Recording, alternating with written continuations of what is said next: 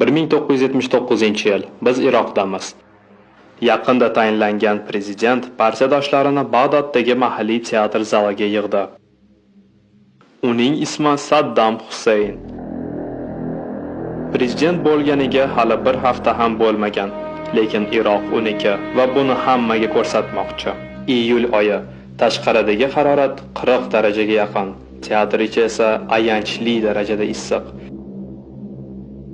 Sahnaga Saddam chiqdi. U shoshilmasdan qog'ozlarni titkilab turardi. Undan biroz oldin sahnaga uning odamlaridan biri chiqib e'lon qilgan edi. Prezidentga qarshi va Iroqqa qarshi qo'rqinchli fitna rejasi fosh etildi. Va bunga aloqador shaxslar hozir shu zalda. Atrof sukunatga cho'kdi. Prezident vaziyatni mutlaq boshqarmoqda.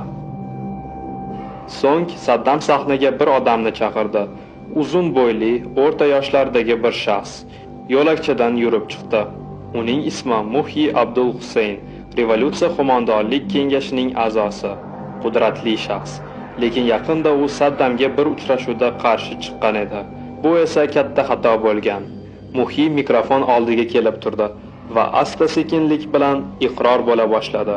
Saddam Husaynni hukumatdan ag'darmoqchi bo'lganini aytdi. Bu orada esa Saddam sahna chetida mikrofonlar to'la stol yonida o'tirib, qalin Kuba sigarasini yoqdi. Yangi prezidentga qarshi fitna ortida men turganman, deydi Muhyi. Boshqalarni ham bu rejamga qo'shilishga chaqirgandim. Ammo bu aytgan gaplarning barchasi yolg'on. Unga aytishgan, agar u sahnaga chiqib to'ntarish rejasini tan olmasa, uning xotini va qizini ko'z o'ngida qiynashadi. Muhyi faqat o'ziga emas, do'stlariga ham tuhmat qildi. U tugatgach, Saddam yana sahnaga chiqdi. Hech qayoqqa shoshilmasdan sigarasini chekib olib, so'ng zalga qarab so'radi. Bu xiyonatchilarga nisbatan qanday chora ko'rish kerak? Biroz pauzadan so'ng o'zi javob berdi.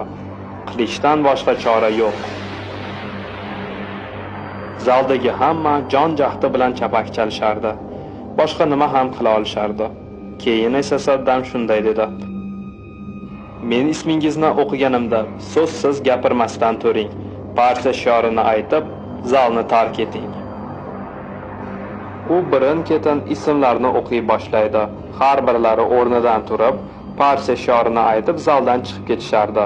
Qayerga ketishdi, nima kutmoqda ularni hech kimga aytilmagan, lekin barcha taxmin qilishardi. Bir odam ismini eshitgach hayron bo'ldi. Men hech narsa qilmadim, deb baqirdi u. Saddam unga qaramadi ham. Men ismingizni o'qiganimda gapirmasdan o'rningizdan turing. Partiya shiorini aytib zaldan chiqing, deb qaytardi. U odam boshini egdi va u ham chiqib ketdi. Shunday qilib Saddam 68 ta ismni o'qib tugatdi. Zalda qolganlarga minnatdorchilik bildirdi. Hamma yana chapak chalardi. Kimdirlar esa hattoki yig'lashardi. Sahnada Saddamning o'zi ham ko'z yoshini to'kib yuborganday bo'ldi. Zaldan tashqarida ismi o'qilganlar yuk mashinalariga solinib qamoqqa olib ketildi. Keyingi kunlarda 68 ta sud jarayoni o'tkazildi. 22 kishi, jumladan Revolyutsiya kengashidan 5 kishi o'limga hukm qilindi.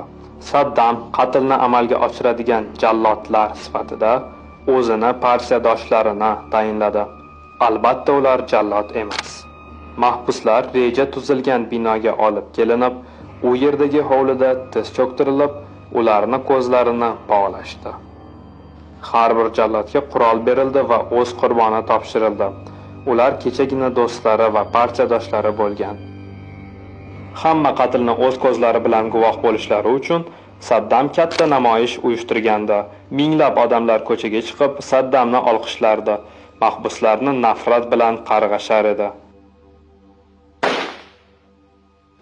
Qo'rqqanidan jallodlar ba'zan bir necha marta otishga majbur bo'lishdi. Dahshatli qatl. Lekin Saddam xursand. Prezidentlik faoliyatimni ajoyib boshlanishi deb o'ylardi u. Bu Saddam Husaynning prezidentligidagi birinchi rasmiy buyrug'i.